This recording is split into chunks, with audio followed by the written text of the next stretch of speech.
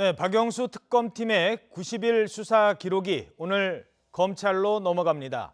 무게만 2톤이라고 합니다. 약 6만여 페이지에 이른다고 하는데요. 검찰이 어느 정도 의지를 갖고 수사를 이어갈지 관심이 집중되고 있습니다. 백성문 변호사, 추은호 해설위원과 함께 주요 이슈 살펴보겠습니다.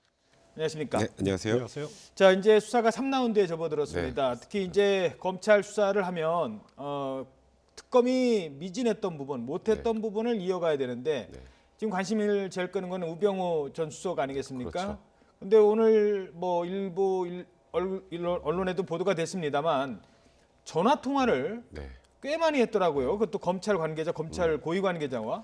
사실 우병우 수석이 민정수석 시절에 뭐 검찰 고위층과 본인의 업무와 관련된 통화를 했다라면 큰 문제가 없겠지만 시기상으로 굉장히 미묘한 시점에 통화가 이루어졌다는 게 좀 굉장히 좀 큰 문제로 좀 드러나고 있는데요. 언제였죠? 그러니까 이게 작년에 사실 우병우 수석에 관련된 문제가 그 가족회사 문제부터 그다음에 그 토지, 그 장모의 토지 문제부터 토지 매매 과정 문제부터 여러 가지 문제들이 불거졌던 시점입니다. 그래서 이석수 특별감찰관이 이제 감찰을 하고 있는 과정이었단 말이에요. 지난해 7월부터 10월 네, 사이. 그렇습니다. 그러니까 이게 이제 뭐 다른 통화들은 뭐 그냥 넘어갈 수 있다고 치더라도 특정한 시점에 문제가 되는 건 작년 8월 16일인데 첫 번째 이제 8월 16일에 보면 그 당시에 무슨 보도가 나왔냐면요. 이석수 특별감찰관이 모 언론의 기자에게 감찰 내용을 유출했다.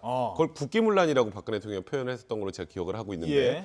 그 당시에 그 기자 그 기자 동일한 기자인지 모르겠지만 그 회사 기자와도 통화를 했고 그리고 직후에 또 김순환 검찰총장과 통화를 했습니다.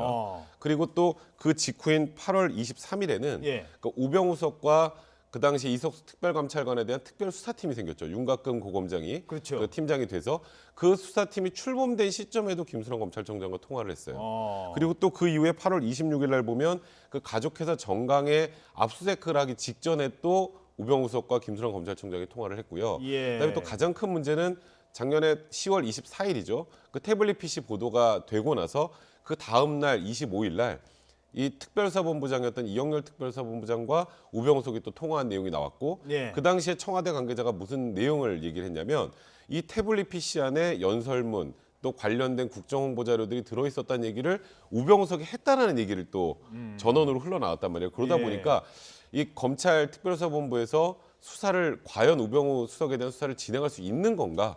그에 대한 이제 국민적 의문들이 지금 계속 증폭이 되고 있는 상황이기 때문에 지금 검찰에서 우병우 수석 그리고 박근혜 대통령에 대한 수사를 진행하기 위해서는 이런 부분에 대한 의문을 좀 해소하고 수사를 진행해야지 국민들이 굉장히 지금 의심의 눈초리를 보내고 있기 때문에 검찰 내부에서도 굉장히 이 부분에 대한 문제 제기를 서로 하고 있는 그런 상황입니다. 또 일부 언론 보니까 감찰국장이랑 전화 통화를 1000통이나 했다. 1000통이면 너무 많은 거 아닌가요? 그러니까 거의 1000통이면 거의 모든 세세한 부분과 관련된 통화를 했다라는 취지일 텐데요.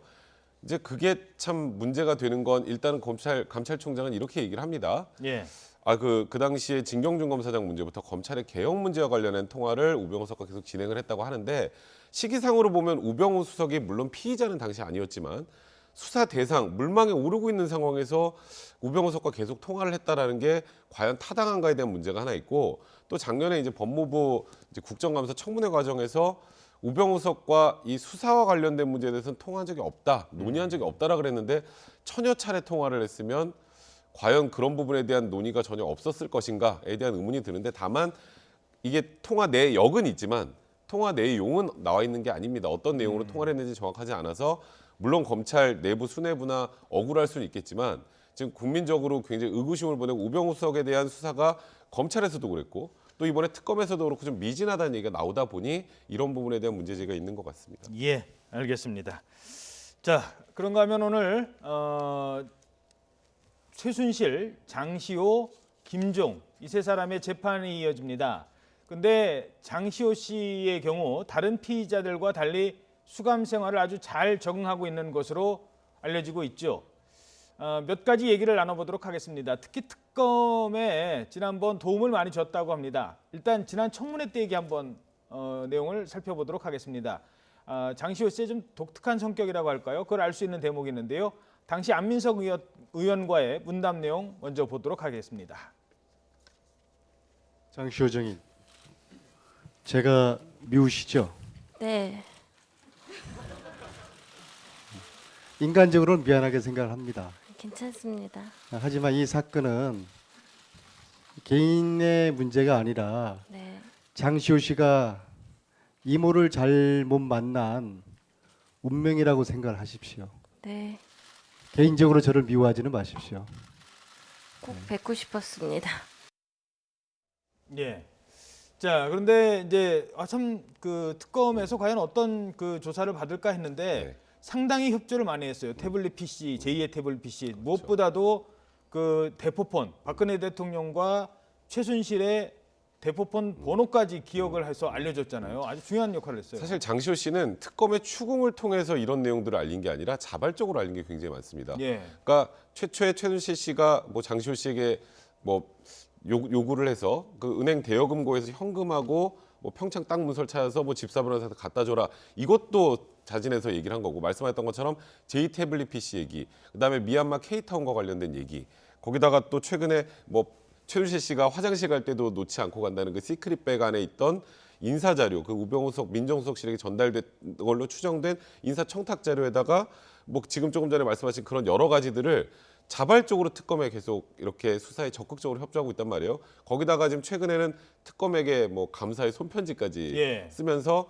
본인이 그러니까 그 과거에 이제 최순실 씨와 함께 어쨌건 잘못한 부분은 인정을 하지만 그래도 지금 뒤늦게 회개를 하면서 수사에 적극적으로 협조하고 있기 때문에 특검 입장에서는 굉장히 뭐 고마울 수밖에 없는 그런 존재고요. 앞으로 이제 공판 이제 과정에서도 장시호 씨가 증인으로서 또 나와서 굉장히 많은 말을 해야 될 텐데 앞으로도 장시호 씨가 본인의 잘못을 시인하고 이런 적극적인 수사에 협조하는 모습을 보여서 이런 국정농단 사건 전반을 밝힐 수 있는데 좀 도움이 계속 되기를 바라고 있는 상황입니다. 예.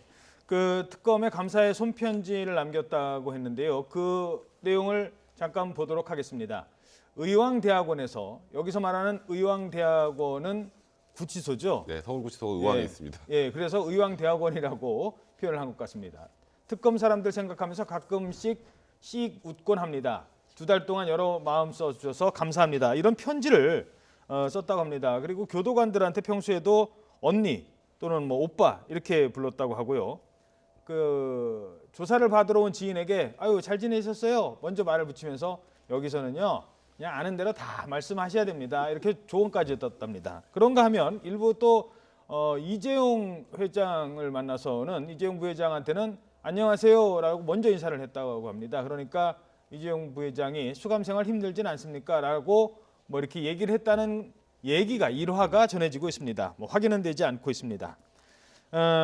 게다가 아이스크림을 H 아이스크림을 특검이 사주니까 네. 그거 잘 먹다가 네. 아이고 이거 아껴 먹어야지 냉장고에다 넣어놓고 그리고 또 하나는 그 저기 죄송한데요 너무 염치 없는 부탁이지만 도넛 좀 먹을 수 있을까요? 뭐 이런 얘기도 했다면서요? 그러니까 원래 이 수사기관에서요 수사에 굉장히 협조적으로 나오는 뭐 피의자건 아니면 참고인이건 이런 분들한테는 해주고 싶은 게 너무 많아져요. 특검도 그렇고 일반 그렇죠. 검찰도 마찬가지입니다. 아이스크림도 같이 먹고 그렇게 해주는데 이 장시호 씨의 이 손편지에서 장시호 씨의 그 성격을 단적으로 알 수 있는 게 의왕대학원. 의왕대학원. 그러니까 지금 자기는 반성하고 공부하고 있는 중이다라고 아. 생각을 하는 거예요. 그러니까 굉장히 긍정적으로 생각을 하고 있는 것 같고요. 예. 처음에 굉장히 장시호 씨가 심적으로 좀 힘들었을 텐데 어느 순간에 이제 특검에 적극적으로 수사에 협조를 하면서 심적 부담을 많이 덜었다는 게 이 지금 행동 생활 패턴에서 보여주는 것 같은데 말씀하셨던 것처럼 교도관에게 언니라고 한다거나 사실 이재용 부회장의 구속에 혁혁한 공을 세운 게 장시호 씨인데 이재용 부회장을 보면서 먼저 반갑게 인사를 하고 또 이재용 부회장도 그거에 대해서 또 무언가 뭐 앙심을 품는 게 아니라 아유 수감 생활 힘들지 않냐라고 하면서 서로 덕담을 나눌 수 있었다는 거 이거는 또 다른 이 지금 특검사의 단면 반대쪽 단면을 보여준 것 같아서 일면 좀 웃음이 나기도 하네요. 예, 알겠습니다. 네, 이러면서 이제 재판 과정에서 과연 장시호 씨가 어떤 역할을 할지도 관심을 모으고 있습니다.